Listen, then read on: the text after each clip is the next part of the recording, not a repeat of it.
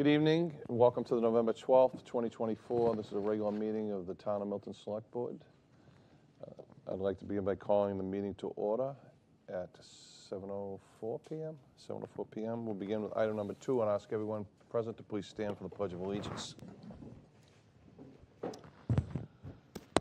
I pledge allegiance to the flag of the United States of America and to the republic for which it stands, one nation, under God, indivisible, with liberty and justice for all.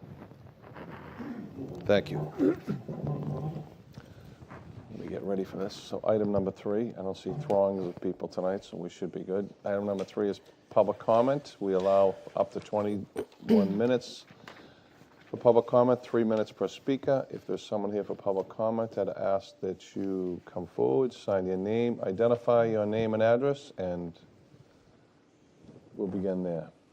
Ms. Agostino, come forward. Welcome.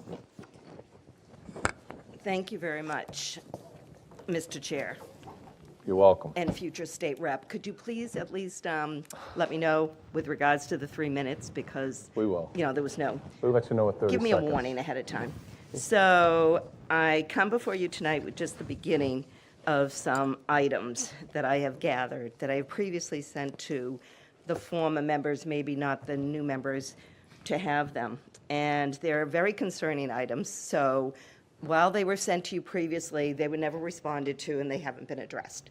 The first one is, and they're all, I listed it as a true or false, legal or illegal, so that we can track these. It's true that the Attorney General sent to the town clerk on May 2nd of 2023, which was the day after we started our annual town meeting of May of 2023, a letter stating that they had approved Article 14th of the June 6, 2022 annual town meeting that dealt with electronic voting devices. That's true. In the letter, it states that the devices could be used according to the bylaws also. So that required the town clerk, and these documents are all on record, the town clerk had to publish in the newspaper 2 consecutive weeks. One was May 11th, one was May 18th, that this was going to become a bylaw. After May 18th, the electronic voting devices could be used. That is all true. You can't contest that fact. However, what occurred after that was town meeting ended on May 9th. So we used electronic voting devices, and technically, if you look at the truth, we passed, over $130 million budgetary line items and many articles. One of those articles had to do with the Lamb Woods estate, I believe. So I think it's very, very serious that as fiduciaries of the town, you look at what impact that situation has on us. And like I said, you have those documents, but I can send them again. I've broken things down into topics. There are many topics, so I'll try to just keep within the 3 minutes. The second one is the Conservation Commission. Town meeting approved Pope's Pond to go to the Conservation Commission in 1963. You've all heard me talk about this at town meeting. The documents prove this is true. What occurred at town meeting in May of this year 30 seconds. was that we did not vote to abide by the true passage of the articles. The Conservation Commission in May of this year received a 3 or 4 page letter from the DEP regarding 111 Highland Street and many, many, many serious concerns the DEP has in how that land was ever approved to be developed. I know not every Conservation Commission member has even been notified. It has not been posted on any agenda that I located. And the reason I am starting this drive of true or false is to get you the facts Thank you, Mrs. Agostino. and expect that you'll do your fiduciary duty. Thank Very you. much. Thank you. I see, do we have anyone else here for citizen speak? Public comment? No, I see no one online. So that will conclude item 3, public comment for tonight. Item number 4 is a public hearing for property tax classification on the provisions of Chapter 40, Section 56, of the Massachusetts general laws. So I think I need to pull a motion for this. And I would move to open a public hearing on the property tax classification. Do I have a second? I'll second. All those in favor? Aye. Aye. Okay. So I believe, Mr. Milano, do I want to invite, Yes, the Board of Assessors and Charlie O'Shea, so Chief Appraiser for the town. I have the Chief Appraiser, Charlie O'Shea, and Mr. William Bennett. Are you the member, Chair? What? I'm the chair. The Chair of the Board of Assessors. We follow a lot of committees here, but I don't, things change a lot, so I wanted to get it right. Good evening, welcome. Good evening. Thank you for having us. So I believe Mr. Milano is going to run our PowerPoint That's for fine, us. whatever you need, he'll Yeah. do for you. I apologize if you have to turn around. No, we're looking right at it here. Oh, We're you good. have it We're there, good. okay, great. So our goal for today, we really have two things we'd like to accomplish. First would be to review changes in value from fiscal '24 to fiscal '25. And we talk about fiscal years, we're in fiscal '25 right now. The assessors update values on an annual basis. So each year, we like to review that with the Select Board. And then secondly, we'll review the option for shifting the tax rate, provided that the Select Board feels comfortable with that. So in terms of the assessed values, first of all, you'll see that there's a chart. And this chart here, you'll notice we have a very small slice. That's approximately 5% of the total value of the town. And that is, that encompasses commercial, industrial, and personal property. And the dark area would be residential. So you'll see that residential is going to be a big part of the overall valuation amount. As far as the values are concerned, we used 2023 sales in order to get to the valuation. And some of the general information that came out of there. First, you'll see that we have a chart here for residential values. So from 2024 to 2025, we increased 2% for the residential. And in the 2%, we could talk a little about the reason, because we were a little bit surprised. But just to let you know that on the commercial side, we went up about 9%. So overall, commercials went up a little higher. There was a little bit more activity in the commercial market this year. And the residential market was a little bit more slower than we expected. So there's a 2% versus a 9% increase in terms of that. Quick question. Sure. So commercial does not apply to like any of the multi-unit, like 440 Granite Ave or 7 Over Rent, those are considered still residential? Correct. Even though Yeah. they're multi, okay. It would have to be an office building or a retail building. So it has to be something, okay, I got Yeah, it. exactly. So the differences, as I said, were 2% and 9%. In terms of the tax shift, which we'll move to next, the board, including Mr. Bennett here, we met on November 6th. And on November 6th, you can see that we chose option 3, which is highlighted here. The reason that we chose option 3 is that the board works hard to try and get the increases for both residential and commercial to about 3%. In this case here, because we're under the auspices of the state, we can't just set the rates we want. We have to use their rate calculator in order to set all the values. So option number 3, you'll see that down towards the bottom there, we have a 3.7% change for single family and a 2.43 change for average commercial. And the residential factor, which is down at the bottom, is 0.9775. So the tax rate itself is going to be adjusted by those factors in order to get there.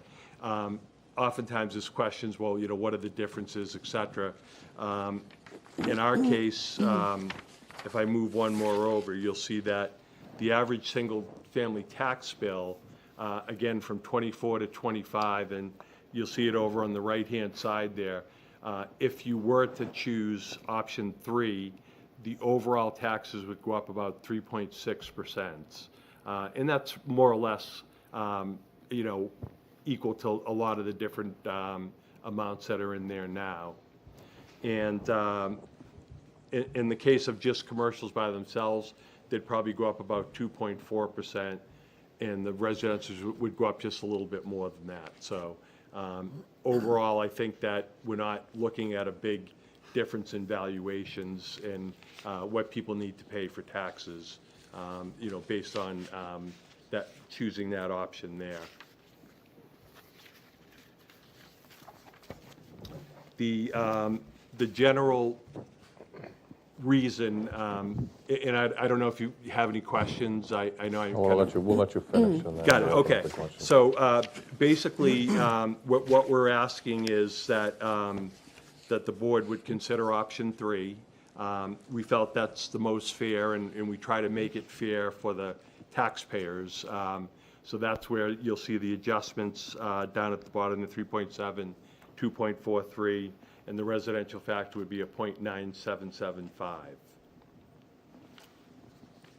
And average single-family tax bills, you can see the differences there. So we're talking about a $400 difference, somewhere in that range there. Could be a little bit less than that as well. But your average properties are going to be in that $400 range for a difference. Questions, comments? Anyone? Ms. Bradley? Thank you for doing this. Looks really good. I have a quick question about our tax base for commercial and for residential. Last time, I believe that residential was around 96-97% of our tax base. Is that still correct? It's about a little bit more than 95% right Okay, now. so we're And down a little bit. commercials would be just a bit below 5%.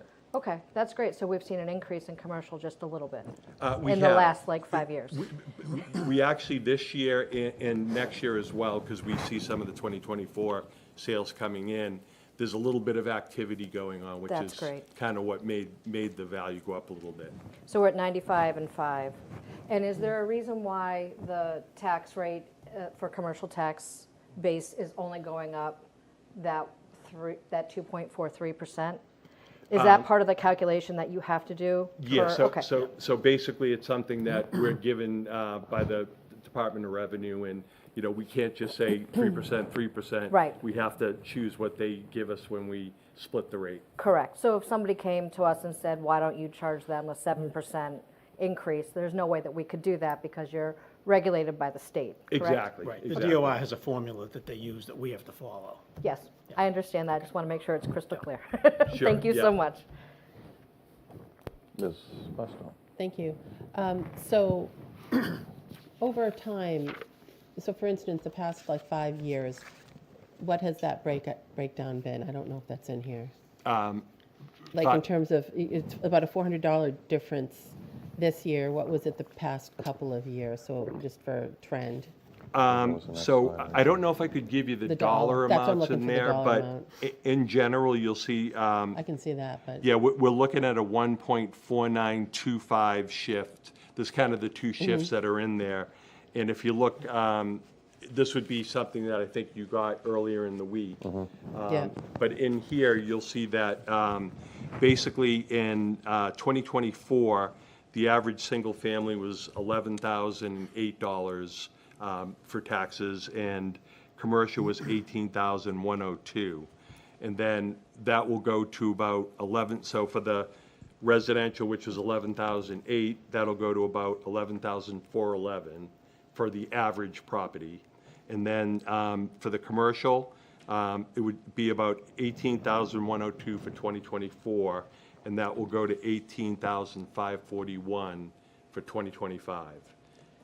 And in terms of when the homes are revalued every 5 or 6 years? And when would we be due again? We actually do it annually.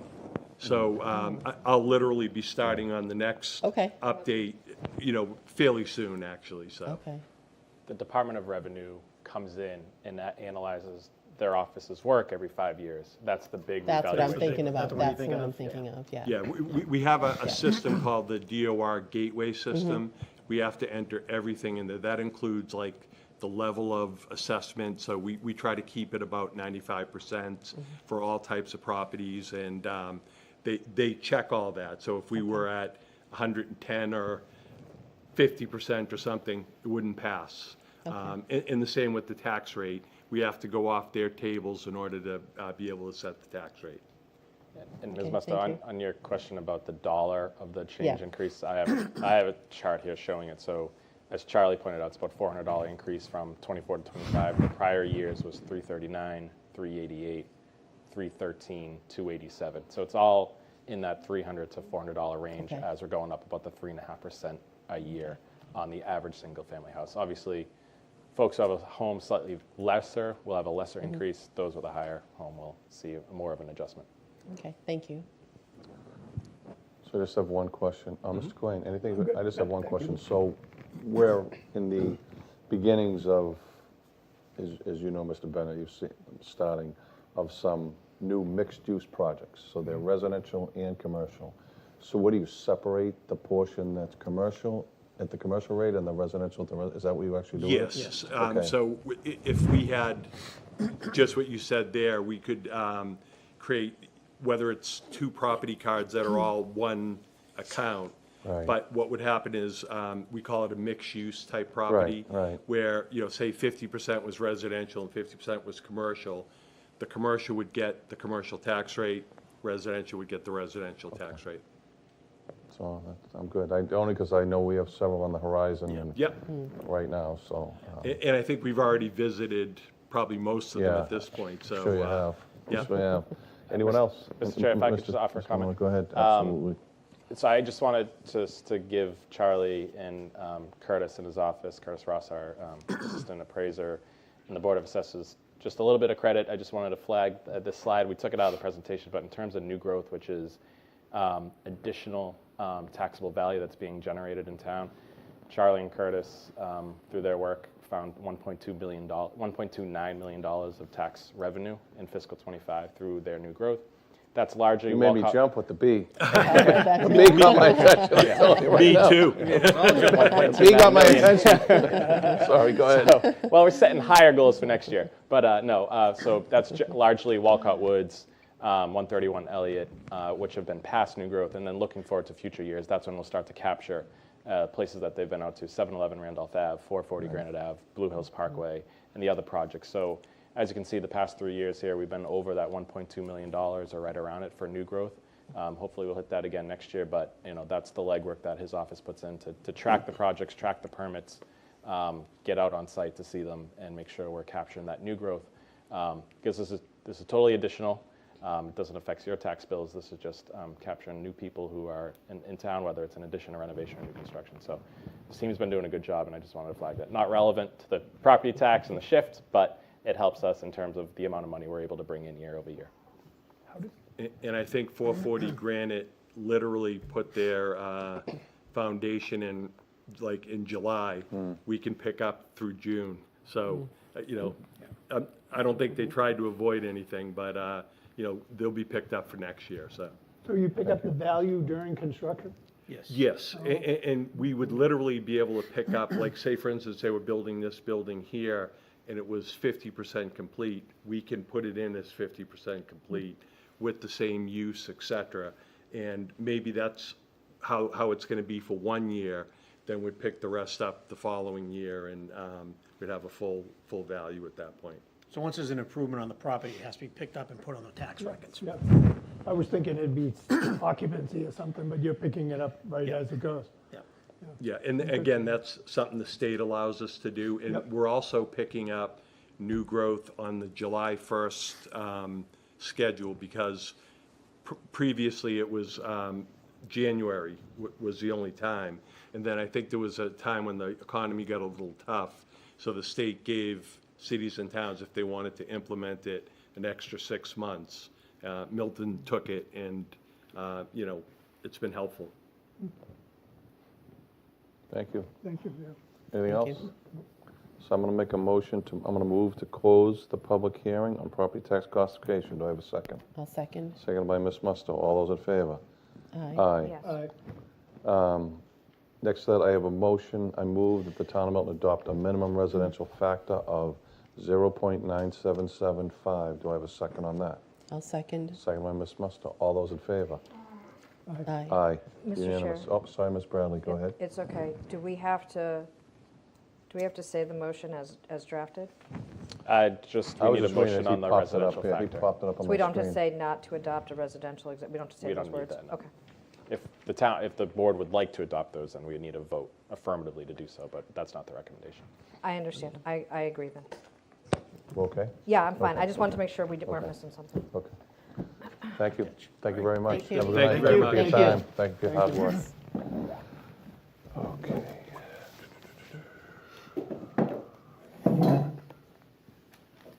4, 5, we're at 6, right? Yep. So item number 6, discussion approval, special town meeting, date and timeline, potential dates for the special town meeting, February 10th, 2025, or February 24th, 2025. Mr. Milano. Thank you, Mr. Chair. The last meeting, we had talked about some Thank you. potential dates. We had kicked around the 10th of February, 24th of February, or the 3rd of March. Folks are not available the 3rd of March, and the room's not available, so I think we are focused on right now as the best date. Our preferred date is February 24th. That would give the warrant committee the entire month of January to work on their recommendations for the warrant. We'd have to get that warrant out to the printer that last week of January. Any earlier, we're looking at the first week or week and a half of January. We'd have to finish that, and just with the holidays would be a stretch. So if the board is inclined to set a special town meeting date, my recommendation at this time would be the February 24th date, as gives us the most flexibility to schedule that. It's the first night back after February vacation, but hopefully folks are back in town. I'll make that in the form of a motion for February 24th, 2025. Is that all right? Second? Discussion? We good? All those in favor?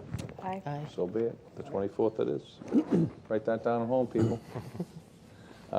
Discussion update. Item number 7, potential special town meeting warrant articles. Mr. Milano, I'll let you go through these. Thanks, Mr. Chair. I just wanted to just note that we have, the school building committee has submitted articles to the select board, which we'll pick up at a future meeting, but they're not on the list, not because they haven't been submitted, but because we're going to take that up at a future meeting. So the first one is an appropriation from the PEG Access Enterprise Fund to equip the new meeting room in the former fire headquarters for televised meetings. The request here is for $60,000 from the PEG Access Enterprise Fund. So every year we receive monies from Comcast and RCN for their right to broadcast on cable TV in Milton. Most, but not all of that, is transferred annually to the Milton MPEG Access, Inc., which is Milton Access TV, for their use for their operating budget and for their equipment replacements.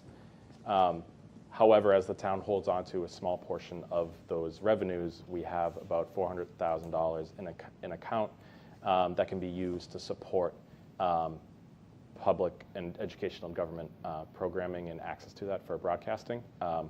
So we would like to use $60,000 of that funding in order to equip the new meeting room so that they would be able to broadcast the televised meetings that they're required to broadcast from that room. Right now, the rooms that are able to do that are this room here at the Council on Aging, the Cronin Conference Room, the Blute Conference Room in the basement of Town Hall, as well as I don't know the name of the room at the high school where the school committee meets, but that room as well. And then they also have a studio at the middle school. So the goal would be to add this conference room as a place where the planning board, this board, or any of the other boards that have televised meetings could have a meeting. I think long-term, we would like to take Blute offline for a big meeting space, maybe preserve it for meetings going forward, but the new room is nicer, better equipped. It actually has windows, gets folks out of the basement. So that's the genesis for it. So Shane Brandenburg and his team at Milton Access TV worked with 3 different companies to come up with an outfitting of the building that would work. So it would be several cameras, speaker system, microphone system, and AI microphone system, actually, where the mics will be in the ceiling. That will be essentially touchscreen friendly, so that if the Airplane Noise Advisory Committee wanted to have a hybrid meeting, they could go in and easily set up a hybrid meeting without staff support. But at the same time, if the planning board wants to have a televised meeting, they can go in there and have Milton Access TV support and have a televised meeting. So the idea is to have this as a multi-purpose room for boards and committees for hybrid meetings, to make that easier than the setups we have in our other rooms. So that's the description of the warrant article. So it's an appropriation from that enterprise fund to outfit that meeting room. The money would be transferred to MPEG Access Inc., Milton TV, and then they would take care of the project from there, as they would for any of these other rooms that they've outfitted before. And that's all I have on that one. So item B is warrant article on home rule petition. You want to touch base on that one? Yeah, I'm happy to go through all of them. Any Okay, questions on the anything first one? else? Or good? Okay. I'm good with it.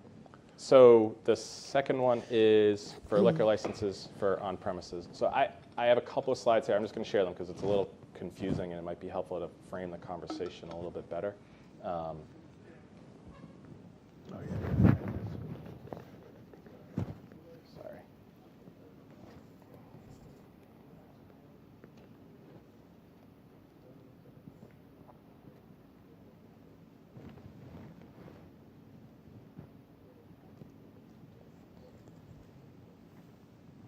All right, I think this will just help me kind of walk through it a little bit better. So Mass General laws strictly control liquor licenses in Massachusetts. There are generally, there are more than this, but generally two types of licenses. The first would be an on-premises license, which would mean a restaurant, a bar.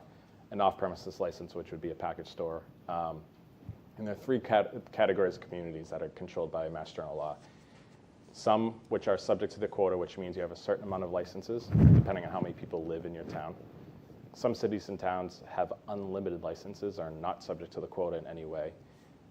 Some towns are technically dry towns, where they're not authorized to have any licenses of any alcohol sales whatsoever, whether on premises or off premises. There's only a handful of those now. Milton is technically in the dry town category for licenses for on premises for restaurants.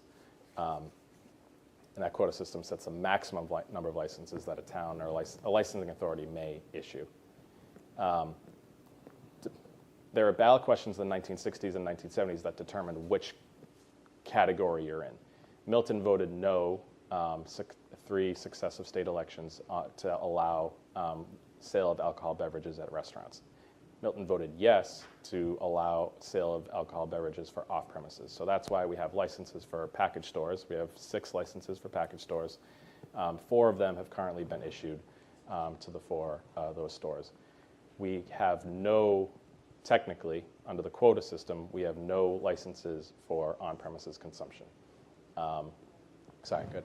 So I just want to try and wrap my brain around this. So we're a dry town, and I grew up actually back in the long time ago machine, where I knew what dry towns were, but there was actually no alcohol in that town at all.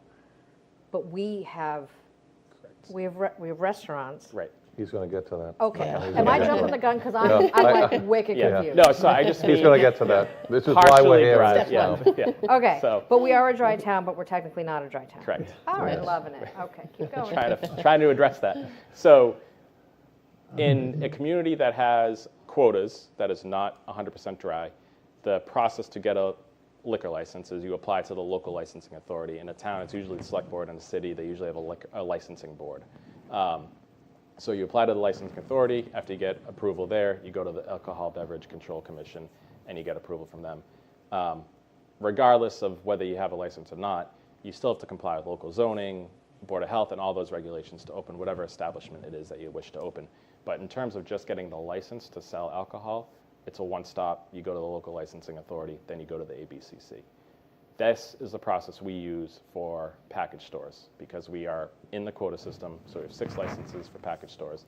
This would be the process. Somebody wants to open a package store. If the zoning allows for it, great. You apply to the Milton Select Board. If the Milton Select Board grants you your license, you go to the ABCC, and then you can open your business as long as you comply with all the other regs. For Milton, where we have no on-premises licenses allowed because we are not in the quota system based on the ballot question votes we took in the 1960s and 70s. The process is lengthier. You have to submit a request for a warrant article. Then you go to town meeting for approval of a home rule petition, which was essentially a special act that says, despite all the laws, yes, Milton, you can issue a liquor license for this specific entity at this specific location. So you get your warrant article, you go to town meeting, you go to the legislature approves it, you come back to the select board, you go to the ABCC, assuming you meet all your other regulations, whether it's zoning, Board of Health, building permits. Once you do all that, you're able to open. So this is the lengthy process that applies if you want to open a restaurant here in town. 2 different processes for off-premises and on-premises consumption. So just in terms of what have we done, so we have 8 special acts, now 9, that just approved recently. Here's a listing of them in the history. As you can see, some of these have moved quickly, and I don't want to say that everything will take forever. Madre was, and I don't know the history preceding this and how long or short that was, but some of these moved quickly where they're filed at a special town meeting and then they received legislative approval within a year. Others, like 1 Elliott Street, was approved at a 2022 special town meeting. It was approved by the legislature in October of 2024. So it can be short, it can be very lengthy. It's out of the town's control, is my point. And for 1 Elliott, it didn't affect the project. The project wasn't moving forward. They haven't come to local regulatory approval for that project yet either. However, if they had moved more quickly, and then they could have been in a position where they're waiting on the legislature. So that is the process for these restaurants. We have 2 at Fuller Village for on-premises and the American Legion and Wallaston Golf Club, but those are controlled under separate laws. But just for restaurants, this has been the process and the timeline to get those approved. So I guess, what can we do about it? So one option is to keep with the current system and await the next potential small business owner that wants to open a restaurant in town, tell them to draft a warrant article, let's take it to town meeting, let's take it to the legislature, come back to the select board, go to the ABCC, or we can try to put together a home rule petition that will make the process so that we'll have a couple on hand ready to go for the select board to issue if and when there is an interest and a business has the zoning that's required and the other permitting that's required. The exact recommendation on this we're still working on, and we'll need to work with folks in the legislature on this, but I just wanted to get questions from the board now, or general direction if this is by consensus that you think we should get something in writing. The options here are what we think are possible. One would be that we just put the question back to voters to say, should we go in the ballot system, or in the quota system? That's one option. Another would be to ask the legislature to give us a discrete number, give us 5 new licenses. If 5 places open and this board releases 5 licenses, and then we go back to the legislature for more. And the other thing that I've noticed is a lot of these special acts will be, they'll identify a number of new licenses that they'll grant, but they'll geographically limit them. So that might be an option for this town too, in terms of approaching it as in the business district or in a certain overlay district or something else. So there's 3 real options, but before doing heavy lifting on trying to figure out the best plan for Milton and what might be feasible with the legislature, we wanted to check in, take your temperature at this point, and then try to put a warrant article together. So I know that's a little confusing, but I think the takeaway primarily is to open a restaurant in town, you need the legislature first. Maybe we can come up with a way to get everything lined up so if a select board has an applicant, it can move rather than potentially wait 18 months, 24 months to allow a restaurant to open. And I just wanted to flag, there's none in mind, so this is really purely to have something available. I don't know if there's been talk of anything new, but there's nothing pushing this right now. It's just more of, as we get ready for what may come, this might be a place for the town to be better positioned to react rather than be reactive. So before I go to Mr. Quinn, can you just go back to the slide, because I'll go to questions and then I'm going to give a little history on it. Go ahead, Mr. Cohen. I'm just wondering if we were to do something like that, what happens to all those licenses already issued differently?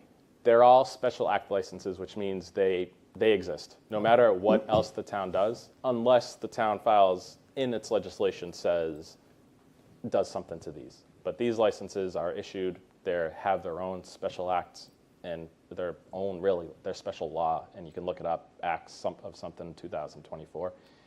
All of these licenses also are, they identify a business specifically, but they say that if that business closes, the license goes back to the select board and may be reissued, but only to a new business at that exact location.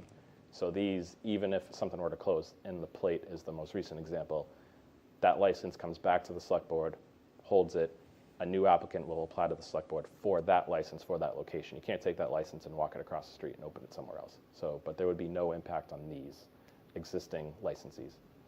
So to your point right there, just to give you an example, if you go to the bottom one on this chart, 1 Elliott Street. Right. So that was passed by town meeting, spent, as you can see, it was passed in 2024, it went in 2022, it took almost 2 years.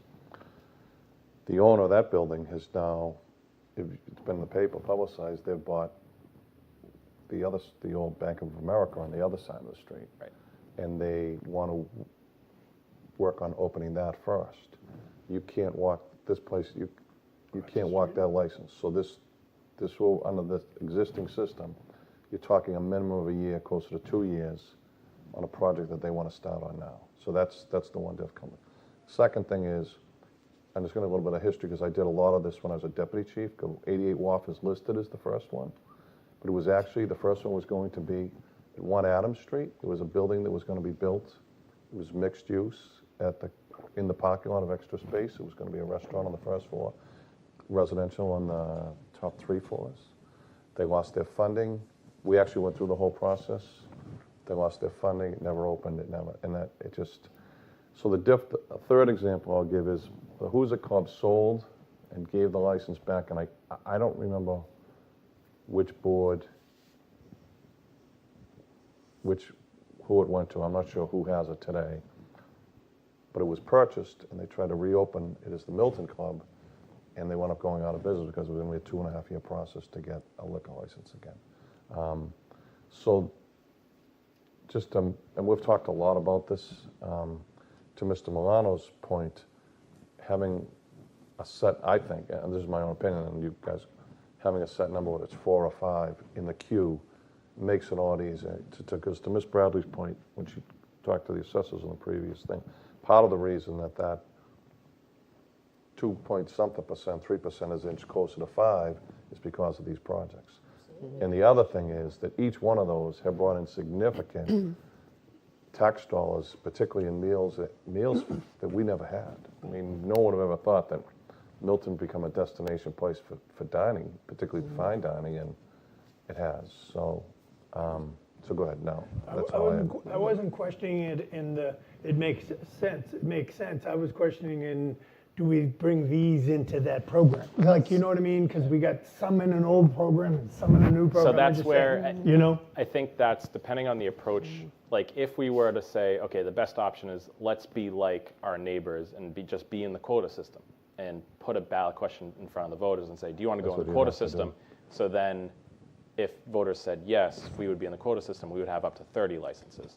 So maybe if that is the route we go, we say, okay, we're going to go into the quota system, but these 9 will count against that 30. So now Milton will only have 21. Maybe I don't know that I think that would be the only scenario where these would be affected. Yep. The other option would be, file a home rule petition that says grant Milton 5 additional licenses, and that's it. It wouldn't have anything to do with these. So it really depends on what route we go, and that'll depend on looking at how other communities have addressed it. Right. Be interesting to see, because it'd be nice to just bring everything, not have some by an old system and some by, you know what I mean? That's I all agree with you. I'm- Like, I mean, that would, know? we'd have to go to town meeting vote. If it makes to it do that. complicated, then Yeah. but otherwise, you know. Yeah, the issue is I haven't found an example, and I've called to a couple communities to see if they've done this idea of going to the quota system now, whereas more of the trend is additional licenses Okay. in a number of those additional licenses, and that's something we could apply for too, and maybe that'll be easier to pass with the legislature. That's what I need to figure out, and wanted to check in here with questions before going down that road. I'm making myself a note. Ms. Bradley. So it seems like And then part of Ms. the Weston. hiccup was the legislature, which we have all read and know had a really disgraceful session this last 2 years where they didn't get much done and didn't get much done on time. So I'm wondering if that had something to do with the fact that this took 2 years? Because all the other ones seem to have percolated along fairly quickly. You know, the only other outstanding one I can see is maybe 2 years in 2011 for 95 Elliott Street for Steel and Rye. Oh, and Adams Street is also 2 years. Yeah. But I'm just, you know, the rest of them seem fairly quick.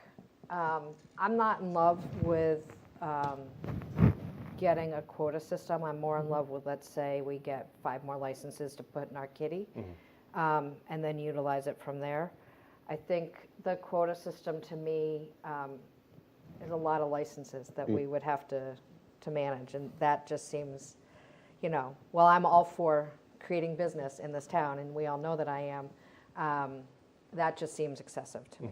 So we are referring to quota system, meaning going to a townwide vote to change what was voted down? No. No. No, it's that's not. what I mean. When you're referring to a quota system, you're talking about a vote that will give you up to 30 licenses. Correct. Okay. So if the discrete number makes more sense, we can start there. And like I said, that's the trend, looking back at the past couple of years of bills that have passed, have been grant the town of X 3 Exactly. additional licenses, I think it 4 will be additional easier licenses, for us 5 to push that up the hill. Okay. And maybe it will happen in less than 2 years if folks get working. So I'm all for that. So we would put this special, so let's say, oh, sorry, Ms. Musto, Okay. go ahead. My A few- brain started spinning, sorry. I agree. I think that I would prefer to see that we just go slow on it and maybe do even 4. If you have 9 now, do 4. And if you find out that that's not going to work and you see that the trend is that we're going to need more, then you can always go back. But the thing about it I wanted to ask you is, are these for full liquor licenses or are these beer and wine? Because some places, I know some towns will have beer and wine, some have full. So can you talk about that a little bit? So Ichiro Sushi, I believe, is beer and wine. Yeah. Otherwise, Yeah. they're all alcohol. Yeah. And that would be up to drafting Yeah. it. If the Okay. preference was, let's have a few for all alcohol, and why don't we ask for a couple for beer and wine? That could be an option. I think typically now restaurants are seeking the full They license. want the full license. Yeah, I just wondered if there was any differentiation. If we were Yeah. in the quota system, we would have a defined amount of all alcohol and a defined amount of beer and wine only. But because we're not, we have 0 of each technically, so it's up to us to decide what to ask for, really. And then what about transfer of those licenses? So if somebody, for these new ones, how would that work? It's us.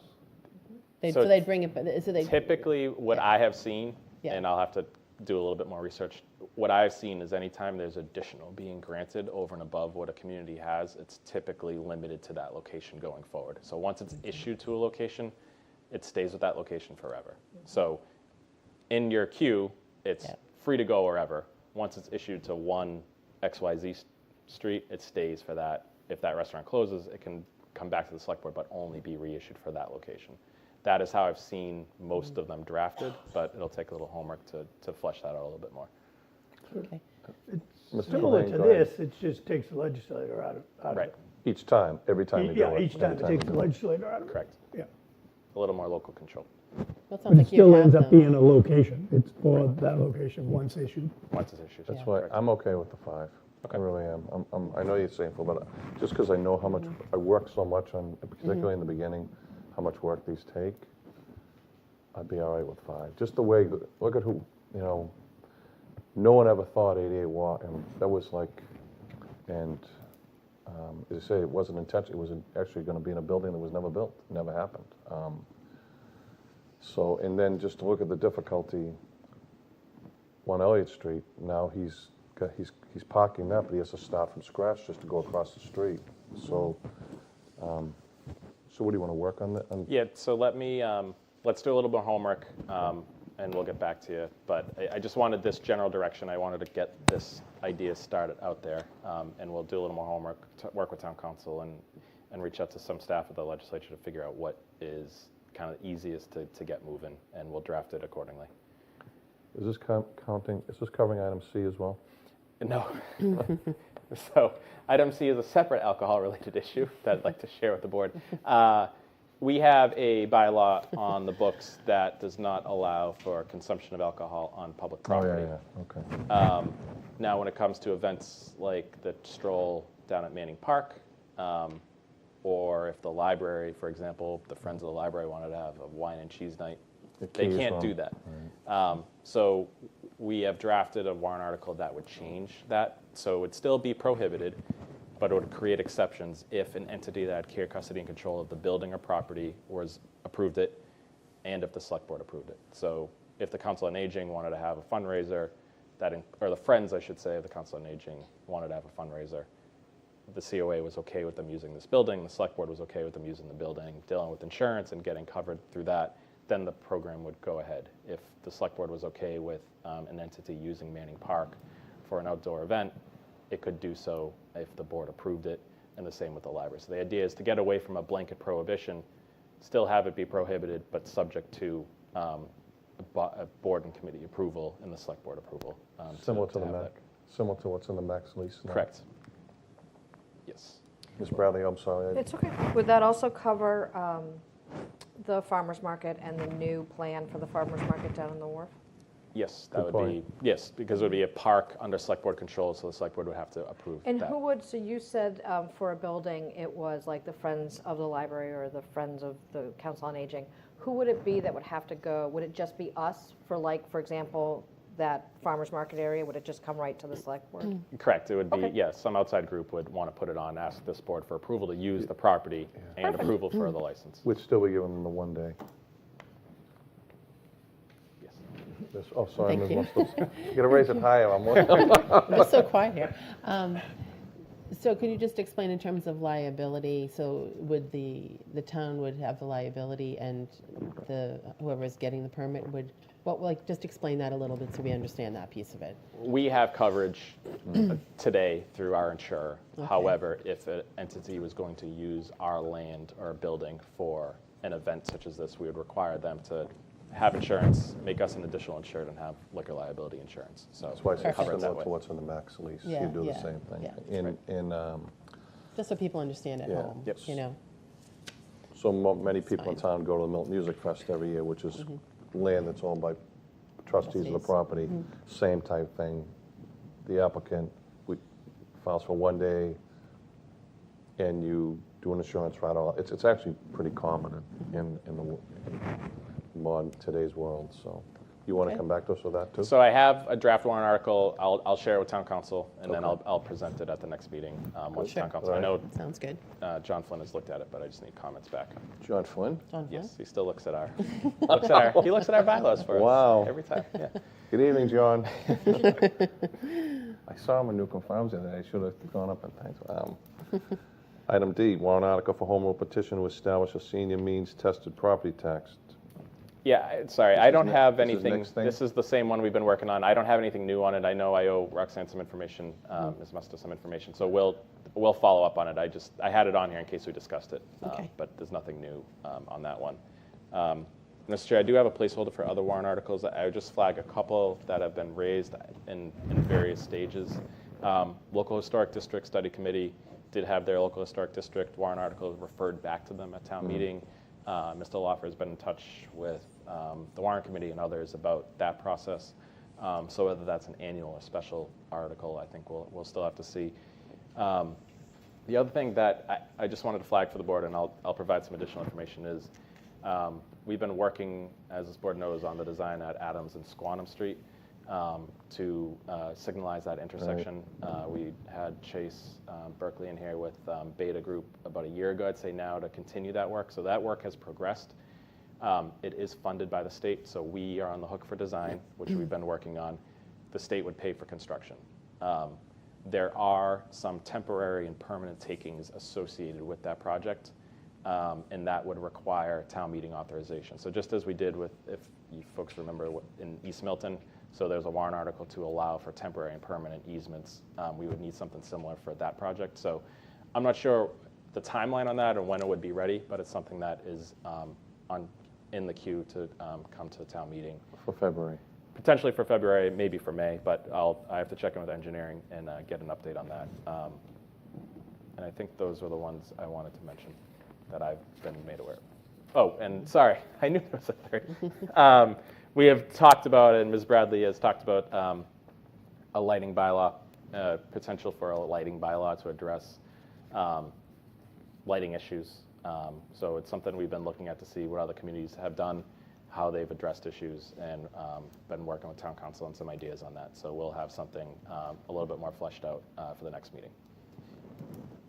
Do we have any to go from? Anyone, are we plagiarizing from any other community? We do. There's been, so I've been working on this I for. knew that, I did know that. I don't know, years now. Our town council has found some interesting things out of Great Barrington that has just been approved by the Attorney General's office.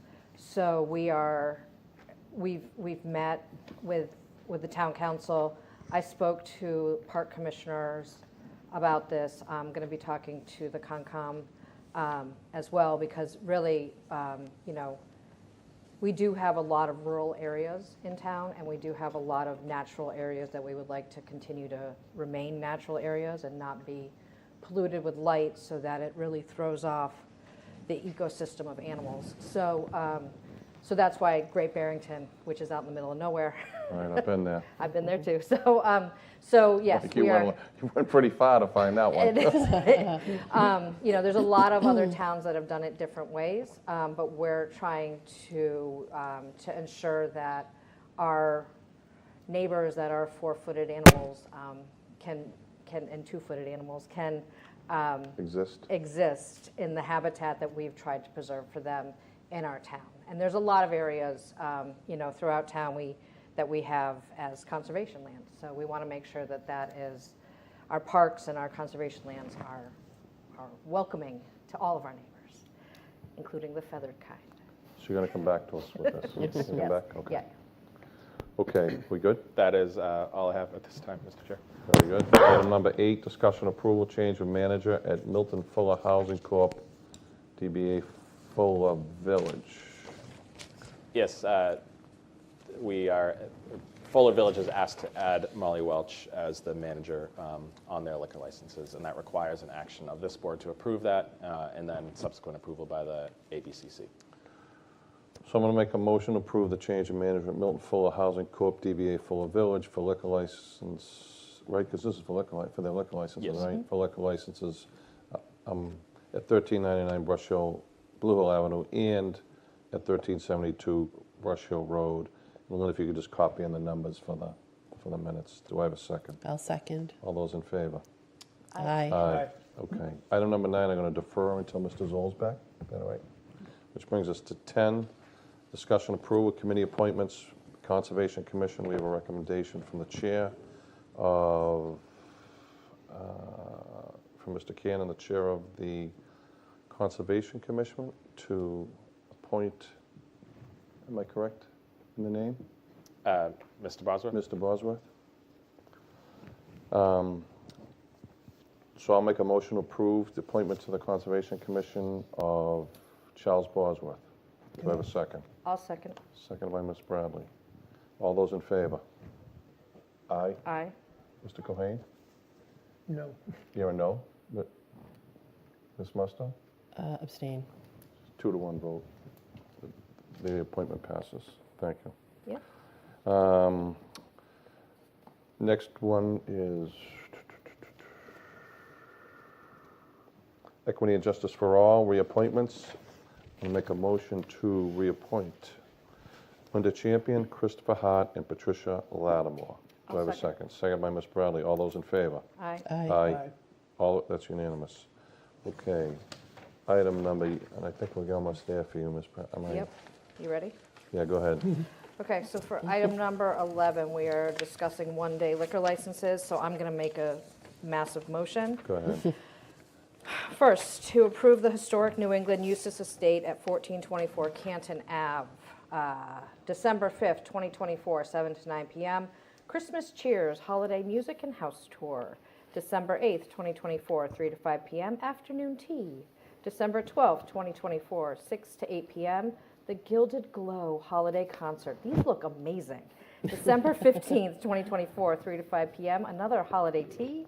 December 16th, 2024, 3 to 5 p.m. holiday tea. December 17th, 2024, 3 to 5 p.m. holiday tea, and finally, December 19th, 2024, 7 p.m. to 9 p.m., the Christmas Cheers holiday music and house tour. Second. Oh, go ahead. Second just by gonna Ms. second. Musto. All those in favor? Aye. What's in the tea? And A lot then of I'd like holiday to, tea there. Okay, go ahead. You want to go to 12? yeah, yep. Oh, yep. No. Yep. Yeah, you got it all. Go ahead to 12. You want me to do that one? Yep, go Okay. ahead. Yeah, I was reading that wrong. Okay, so I move to approve the use of the town green and the Baron Hugo gazebo on Sunday, December 8th, 2024 for the annual Marine Toys for Tots toy drive sponsored by Francine Jeffers of Kelly and Regi Properties. Ooh. I'll second. All those in favor? Aye. And the last one, Ms. Bradley? Oh, yeah, sorry, I should have done that together. I move to approve the use of the town green and Baron Hugo gazebo for the holiday memorial tree program and lighting ceremony sponsored by the Rotary Club of Milton on a date TBD. Who's second? Second. All those in favor? Aye. Okay. Oh, you want me to go think- right to 13? Yeah, go ahead, keep going. Okay. I on a make a- roll. I make You're on the roll. I Keep make a going. motion to approve the meeting minutes dated October 8th, 2024 and October 22nd, 2024. Do I have a second? I'll second. All those in favor? Aye. Mr. Milano, Thank you, Mr. Chair. 7:59. Just a few things tonight. A big thank you to Kevin Cook for helping organize yesterday's Veterans Day ceremony, and thanks to all who joined us for it, especially to Captain Chris Chowda Hill.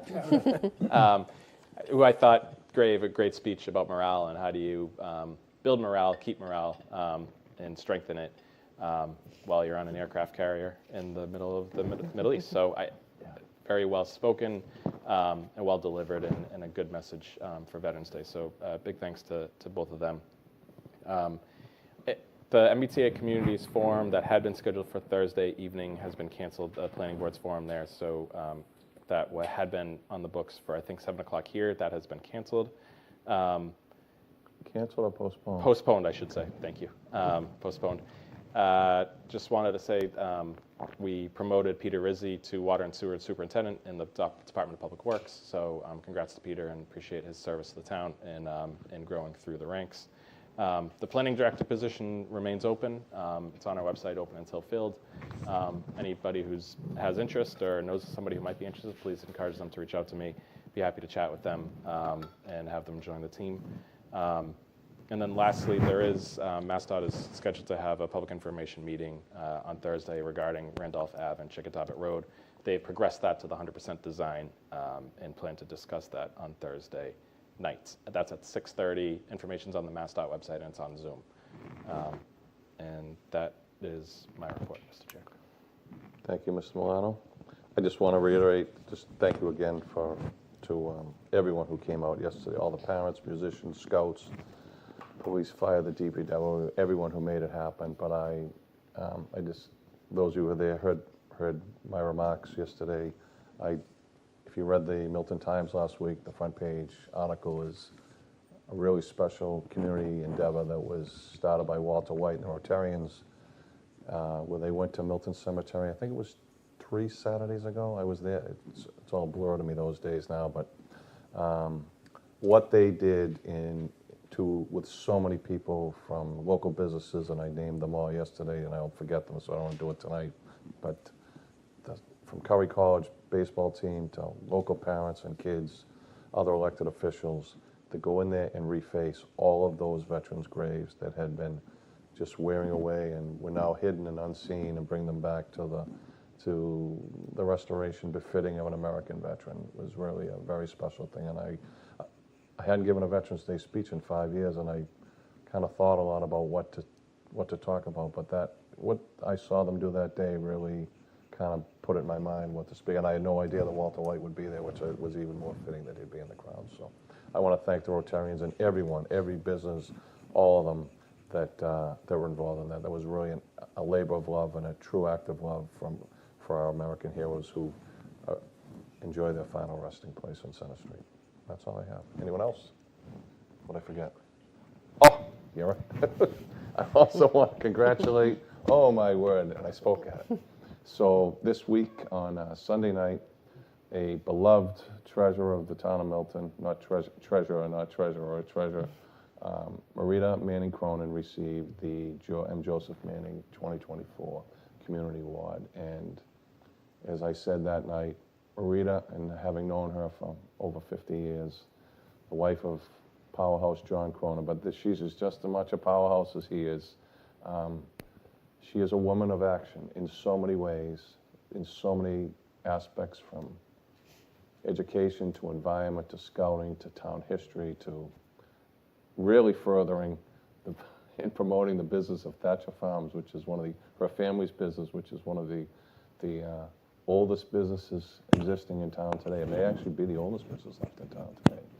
But in the story that I told, you two heard it, was if you want to understand the power of Mrs. Cronin's performance, her ability is just to watch her take out a quart of Thatcher Farms chocolate milk, pour you a small cup of like that, and then she just swing you to anything she wanted, anything she needed, you'd get you to do it. But she's really, it was wonderful to see a member of the Manning family receive it, and I've known, I think, nearly every recipient, and it was really a wonderful night. It was packed. And she's just a woman, and even in her remarks, so dignified and short, and she was there yesterday, so I was standing in the crowd, and she's gone in a blink, but she is truly a woman of action, and congratulations to her and her family, and I'm sure John is smiling down from heaven. That's all I have. Anybody else? Ms. Bradley? I just want to thank you for that, Mr. Chair. I just wanted to give a special shout out to our town fire department. They have been battling blazes in the Blue Hills and surrounding areas, and recently this week there was a fire on Lincoln Street, which many of you know is where I live. The fire was across the street. I and my family slept through the entire ordeal. Really? Really. Wow. So anybody who says that the fire trucks are loud, I disagree. But they did, from what I have heard from my neighbors, they did yeoman's work over there and did a fabulous job. All 8 of the residents came out unscathed, and so I just want to commend the fire department for all the work that they've been doing to help make sure that our areas are safe, including our neighboring towns. So it's been a rough couple weeks for the fire departments across the Commonwealth, but special shout out to ours because they did a great job. Thank you to Chief Madden and the department, and you're correct, if anyone saw, the governor spoke today. Up on the North Shore, they've been battling a series of fires up in the Middleton Linfield area, and as she stated, you know, I think over a third of our geographic footprint is the Blue Hills Reservation, and they've been dealing with, and if you notice in your mail, we're getting red flags every morning. Right. Still have red flag. So residents need to be really careful, even with outside grills, smoking a cigarette or anything. It could be, it's as dry as a bone up there right now. So anyone else, Mr. Coyne? No. Okay. No. Anything else? Just the dates. Oh yeah, future meeting dates. So I'm a little ditzy tonight. So future meeting dates, tentative are for Tuesday, November 26th, and Tuesday, December 10th. So that Tuesday is the Tuesday before Thanksgiving. I know So I won't be here for that one. Mrs. O's traveling as well. So if we can put it off, do you want to do that? If we all right if we can? I don't Is there think anything we're going to need? Well, it would make the 10th, I think, kind of long because we'll be in a place to talk school project, MSBA, budget. You mean longer than an hour? We're good with that. So if folks may available or looking at Okay. December 3rd if needed, and we'll kind of see what's going on and check back in. All right. So I'm in finals that first week of December, so it's just rough for me. I can try and I don't have a final that night. I can try and make it work if it was going to be shorter. and I We don't- could just go long on the 10th. Or we could just go along with it. Long on the 10th. Depends what you have, really. Yeah. You'll have a better sense. Yeah, you'll have a better sense after that. But not on, so now we're taking the 26th off, correct, Mr. Chair? Yes, you are, Mr. Yes. Bradley. Thank you. That's a tough week. It is a tough one. Yeah. So, motion to adjourn? Do you have a motion to adjourn? I'll make a motion to Do you adjourn. have a second? I'll second. Second by Ms. Bradley. All those in favor? Aye. Thank you very much. Thank you. Thank you, everyone at home. Have a good week.